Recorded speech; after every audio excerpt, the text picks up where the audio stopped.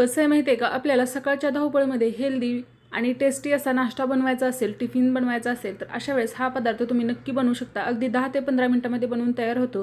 त्याच्यासाठी मी एका बाउलमध्ये 1 वाटी गव्हाचं पीठ घेतलेलं आहे आणि अर्धी वाटी बेसन घेतलेलं आहे. त्यामध्ये मिरची, लसूणचा ठेचा घेतलेला आहे मीठ टाकून. त्यासोबत धने पावडर घेतलेले आहे, हळद घेतलेले आहे, मी तीळ वापरलेले आहेत. त्यासोबतच खूप सारे बारीक चिरलेली कांद्याची पात आणि छोटे छोटे कांदे त्याचेही बारीक चिरून तुकडे घातलेले आहेत.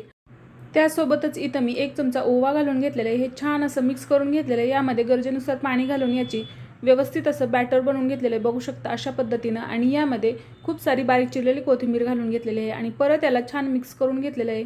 आता याला 10 मिनिटं रेस्ट व्हायला ठेवायचं आहे. वेळ नसेल तर आपण लगेचच करू शकतो. मी 10 मिनिटं ठेवलेलं आहे. त्यानंतर आपण याचे पराठे बनवून घ्यायचे आहेत. तर इथं मला थोडंसं मीठ कमी वाटलं म्हणून मी परत चवीनुसार मीठ ॲड करून घेतलेलं आहे.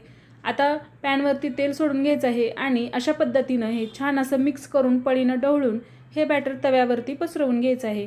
तर इथे तुम्ही बघू शकता मस्त असा आपला हा एक पराठा तव्यावरती पसरवून झालेला आहे. आता पसरवून झाल्यानंतर थोडंसं तेल घालून घ्यायचं आहे आणि यावरती झाकण ठेवून हा पराठा 2 ते 3 मिनिटे वाफवून घ्यायचा आहे. त्यानंतर दोन्ही बाजूनी छान असं तेल किंवा तूप लावून पराठा भाजून घ्यायचा आहे. तर हा झटपट असा मुलांच्या टिफिनसाठी असो किंवा मोठ्यांच्या टिफिनसाठी असो किंवा सकाळच्या नाश्त्याला असो दह्यासोबत सर्व करू शकता. याचा डिटेल व्हिडिओ चॅनलवरती अपलोड आहे, तुम्ही चेक करू शकता. धन्यवाद.